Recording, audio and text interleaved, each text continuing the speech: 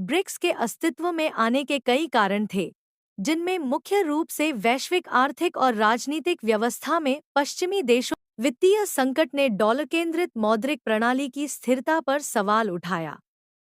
BRICS ने उभरते बाजारों को अधिक महत्व देने के लिए अंतर्राष्ट्रीय वित्तीय संरचना में सुधार की मांग की।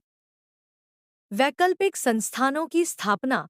ब्रिक्स ने पश्चिमी देशों के प्रभुत्व वाले विश्व बैंक और अंतर्राष्ट्रीय मुद्रा कोष (IMF) के विकल्प के रूप में अपने वित्तीय संस्थान बनाए। न्यू डेवलपमेंट बैंक (NDB) 2014 में स्थापित। NDB सदस्य देशों और अन्य विकासशील देशों में बुनियादी ढांचे और टिकाऊ विकास परियोजनाओं को वित्तपोषित करता है।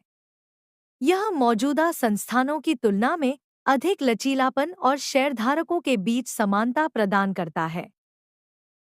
कंटिंजेंट रिजर्व अरेंजमेंट (CRA) यह भी 2014 में स्थापित किया गया।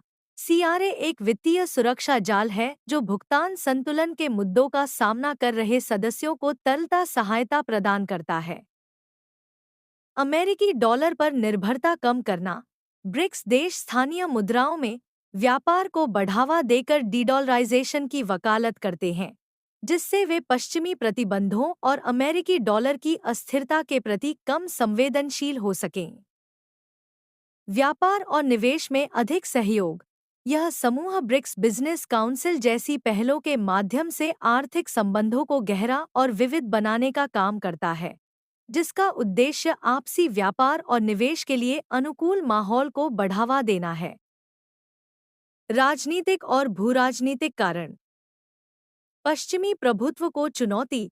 ब्रिक्स के संस्थापक सदस्यों का मानना था कि संयुक्त राष्ट्र, विश्व बैंक, IMF और G7 जैसे वैश्विक संस्थानों पर पश्चिमी शक्तियों का बहुत ज्यादा प्रभाव था और वे अब विकासशील देशों के हितों को प्रभावी ढंग से पूरा नहीं कर रहे थे।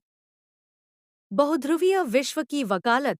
ब्रिक्स भूराजनीतिक प्रभाव के कई केंद्रों के साथ एक अधिक समावेशी और प्रतिनिधि वैश्विक प्रणाली को बढ़ावा देता है, जिससे अंतर्राष्ट्रीय राजनीति पर पश्चिमी देशों का एकतरफा प्रभुत्व कम हो सके।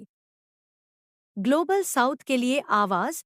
गैर पश्चिमी अर्थव्यवस्थाओं के एक प्रभावशाली समूह के रूप में ब्रिक्स जलवायु परिवर्तन, व्यापार और विकास जैसे प्रमुख अंतर्राष्ट्रीय मुद्दों पर नीति समन्वय और ग्लोबल साउथ की आवाज को बुलंद करने का एक मंच बन गया है। वैश्विक प्रभाव में वृद्धि। एक संयुक्त मोर्चा पेश करके ब्रिक्स की प्रमुख उभरती अर्थव्यवस्थाएं अंतर्राष्ट्रीय नीतियों और परिणामों पर अधिक प्रभाव डालना चाहती हैं, जिससे यह सुनिश्चित हो सके कि उनके हितों का बेहतर प्रतिनिधित्व हो।